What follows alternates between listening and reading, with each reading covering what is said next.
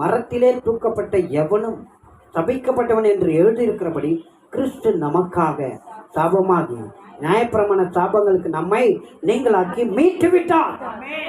நீங்கள் மீட்கப்பட்டவர்கள். கிறிஸ்து சாபமானார். எத்தனை பேர் நம்புறீங்க? கிறிஸ்து உங்களுக்காக, உங்க பாவத்துக்காக அவர் சாபமானார். நம்முடைய சாபம் அவர் மேல் வந்தது. எத்தனை பேர் நம்புறீங்க? நல்லா ஆமேன் சொல்லுங்க. வந்ததுன்னா ஆமேன் சொல்லுங்க. நல்லா. சாபம் உங்க வீட்டில் வேலை செய்ய முடியாது. சாபம் உங்க வீட்டில் வேலை செய்தா, கிரியை செய்தா, இந்த வசனத்தை சொன்னீங்கன்னா சாபம் உங்க வீட்டில் இருக்க முடியாது. அது ஓடிவிடும். சாபத்தை துரத்த நீங்க ஒன்றும் பரிகாரம் பண்ண தேவையில்ல. பரிகாரம் செய்து இருக்கிற இந்த கர்த்தருடைய செயலை பார்த்து இந்த வசனத்தை நீங்க நம்பினீங்கன்னா உங்க வீட்டில் சாபம் இருக்க முடியாது.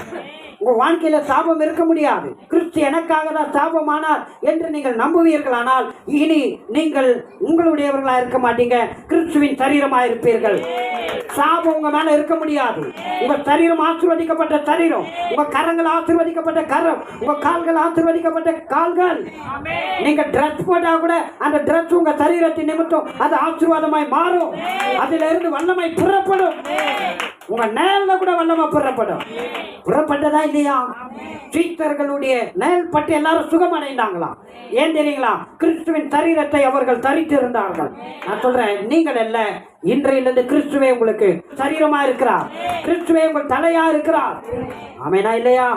நான் சொல்றேன், சாபம் உங்களை வேலை செய்ய முடியாது. பிசாசனுடைய காரியங்கள் உங்களை வேலை செய்ய முடியாது. பிசாசனுடைய ஆயுதங்கள் ஒன்றும் உங்ககிட்ட இனி பழிக்க முடியாது. சாபமே சொல்லுங்க, இனி சாபமே என்கிட்ட உனக்கு வேலையே கிடையாது. உன்னை துரத்துற ஏசப்பா நாம நல்ல துரத்துங்க. ஏசு கிறிஸ்துவின் நாம சாபமே உன்னை துரத்தி அடிக்கிறேன். ஆமென். ஆமெனா இல்லையா?